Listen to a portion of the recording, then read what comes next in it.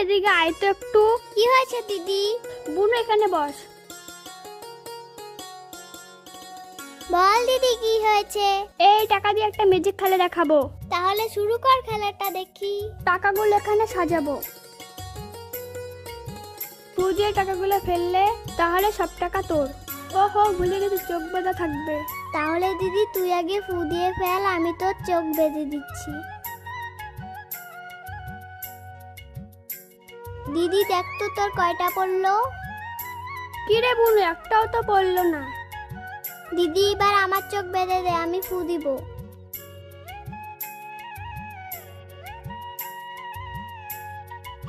তাহলে দেখি আমি কয়টা ফেলতে পারলাম।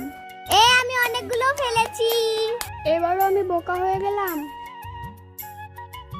সংসারে ছোট সন্তানরাই বেশি চালাক হয়। আমার সাথে একমত হলে আপনারা কমেন্টে অবশ্যই লিখে জানাবেন।